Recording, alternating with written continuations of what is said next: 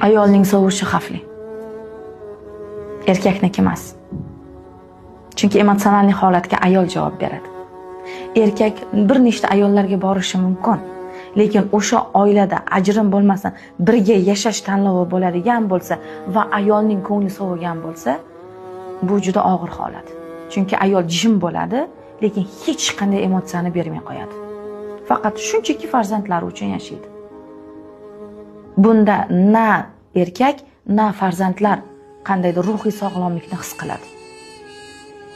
Hech qanday ruhiy sog'lomlik holati bo'lmaydi. Va shuning uchun erkakning xiyonat qilgani yoki erkakning ayolga nisbatan qandaydir sovigani emas, ayolning erkakka nisbatan sovigani yomonroq. Shuning uchun erkaklarga doim aytiladigan gap, ozginagina e'tibor ayolni bir dunyo emotsiya berishiga sabab bo'ladi. Bizda teskari o'ylashadi. Go'yo pul bo'lmasa hammasi tugadi.